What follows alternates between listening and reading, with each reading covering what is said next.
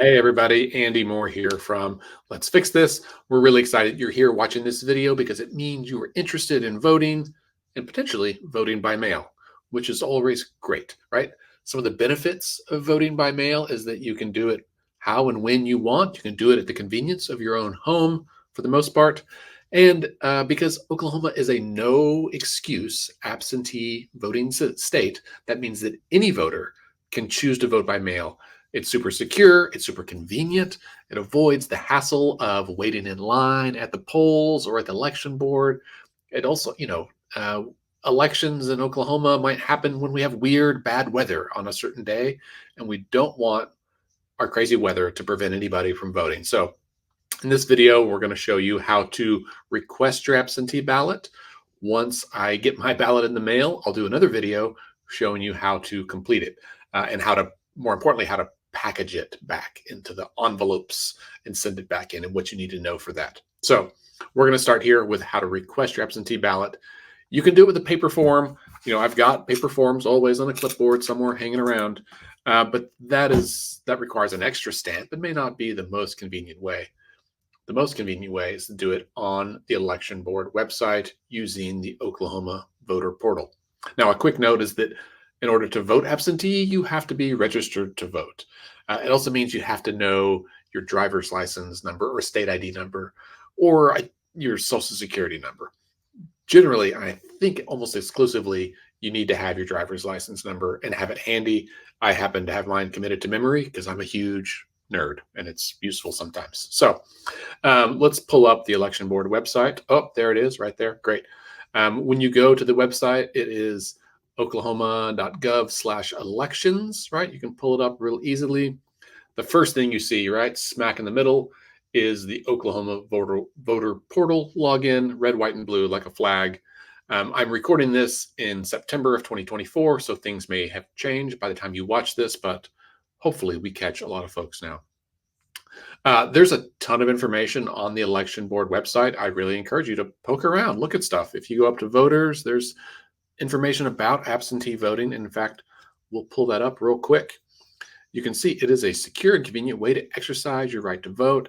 It has tons of details on here about when you need to request it, when you have to have it returned, a lot of information on ballot harvesting laws.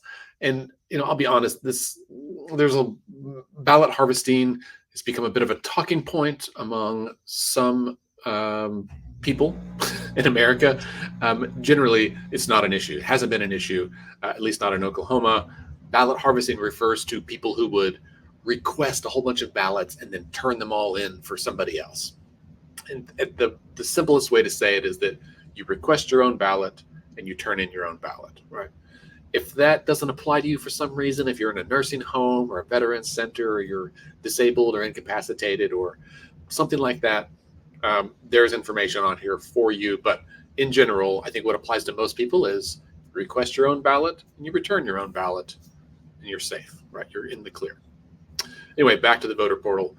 Let's click on that and log in real quick. It takes you to another screen where you have to then log in and then you just put in your information. There we go. Sign in. Great. You're in the portal, right? Here in the voter portal, there's all kinds of information that's really helpful. You can view your polling place, your sample ballots once they're available, which will be usually about 6 weeks before the election, sometimes a month. You can view all the next upcoming elections.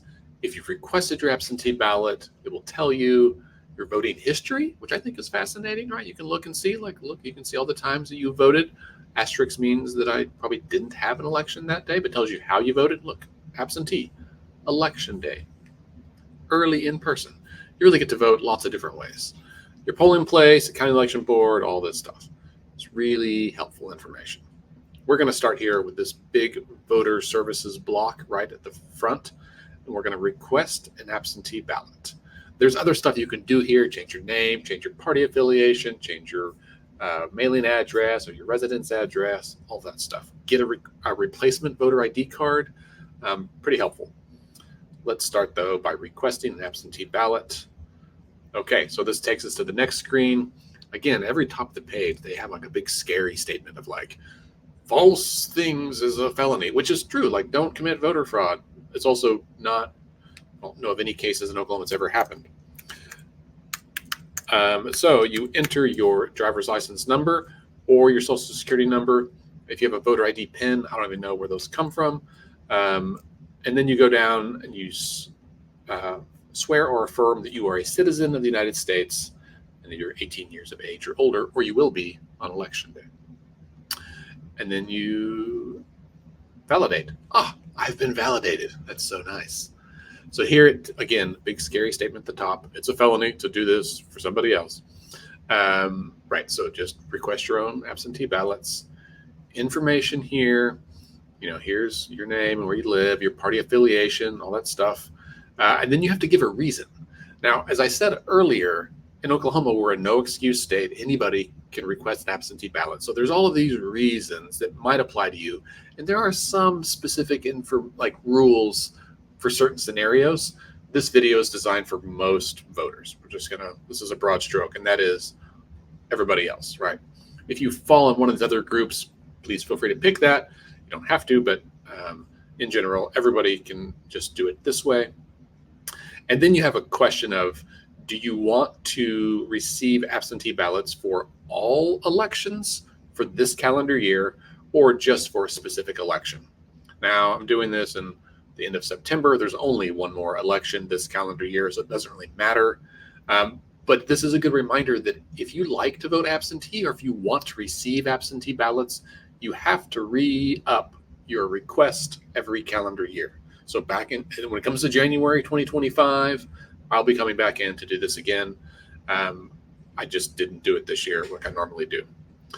You can also give your phone number if you want. You specify if you want it to be mailed to your house, to your home address, or if you want it to go to a different mailing address. So maybe you're a college student, or maybe you're going to be, spending the next couple of months at a cabin in the woods in McCurtain County. I don't know. You can have it mailed there. And then for independents, registered independents like myself, when it comes to primary elections right now in Oklahoma, we have closed primaries, which means that Republicans vote in Republican primaries, Democrats vote in Democratic primaries, and independents are in no man's land. Except right now, the last few years, the Democratic Party has allowed us to vote in Democratic primaries. And so you can choose to receive ballots for Democrats or not. Again, at this time of year, there's no more primaries. That part doesn't matter. But usually I request the Democratic ballots because otherwise I don't get a primary ballot. We'd love to see unified primaries.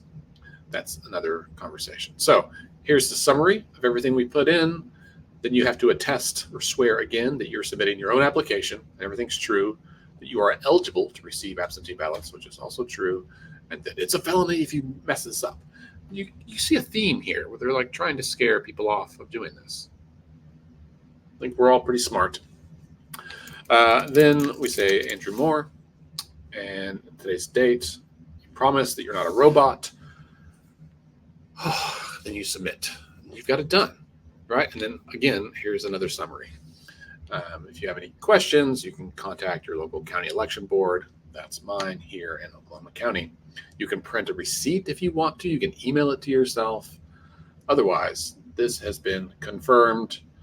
I should receive my absentee ballot in just a few weeks. I think they're supposed to be, they're at print right now. We should start seeing them hitting mailboxes in the next week or two.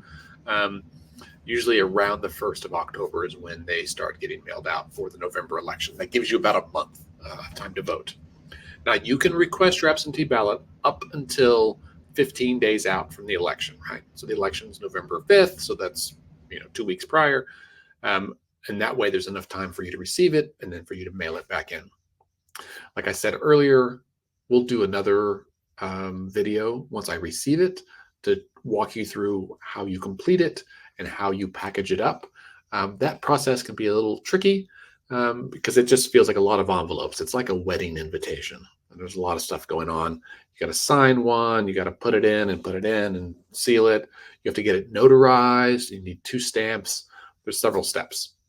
all of which could be a deterrent, right? All of those reasons might be for you reasons not to vote by mail and why you would rather go in person. My advice, my request to you is that you just vote by mail, early in person, or at election day. Whatever it is you choose to do, we encourage you, please, please, please go vote. If you have questions about anything to do with voting, let me give you two sources to go to. One is the election board website. As we said, if you go to elections.ok.gov or oklahoma.gov/elections, either way, takes you here. Tons of information about from election results, voter registration, absentee voting, voting 101, all of that stuff. Lots of information here that's really helpful. Also on our website, if you go to letsfixthis.org/vote, we've got our voter portal here, our own voter portal, or voting hub, as we were calling it, with information about how to register to vote, sign up for election reminders, general information about election protection. There's the hotline number. What do all these offices do?